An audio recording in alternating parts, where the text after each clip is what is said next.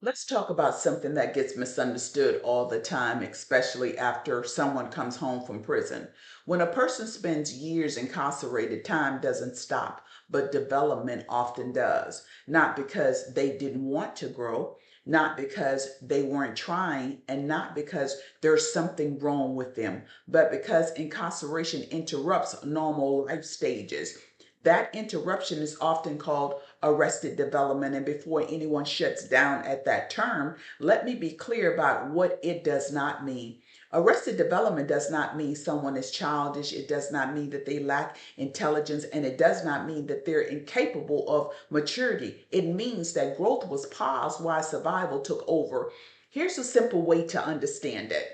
Imagine life is like a movie. Everyone else's movie keeps playing: career, relationships, responsibility, mistakes, and growth.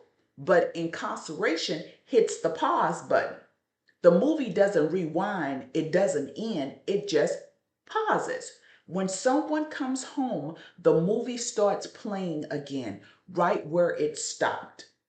Maturity doesn't come from age alone, it develops through lived experience, making choices, and dealing with consequences, managing money, handling conflict, learning emotional regulation, building independence. Those lessons usually come from everyday life. But in prison, most of those opportunities are removed.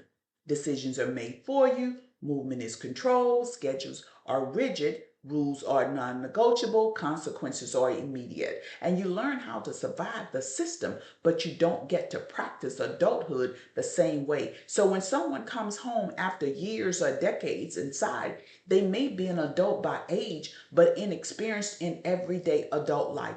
And that gap can show up as difficulty managing emotions, trouble handling stress, impulsive reactions, shutting down or lashing out, or challenges in relationships. This isn't immaturity by choice, it's missed developmental time. And here's where things usually go wrong. Families say, "You're grown, you should know better." Professionals think they're not taking this seriously. And the person returning home asks, "What's wrong with me? Why does this feel so hard?" But the better question is, what didn't I get the chance to learn yet? And that question, it changes everything, because arrested development after incarceration is not permanent. Growth didn't stop because of inability, it stopped because of environment. And once the environment changes, development can restart. And that's where post incarceration syndrome, PICS, matters. PICS helps explain why emotional regulation, communication, decision making, and relationships can feel harder after release.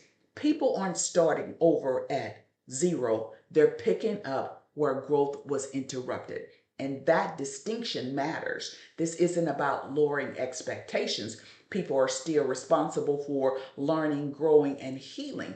But growth requires space to practice, not shame for what couldn't be learned in confinement. And when we misunderstand arrested development, we respond with frustration and pressure. When we understand it, we respond with structure, guidance, accountability, and patience. And that changes outcomes for families, for professionals, and for people rebuilding their lives. Growth didn't fail, it was paused. And paused growth can resume when people are supported, not judged.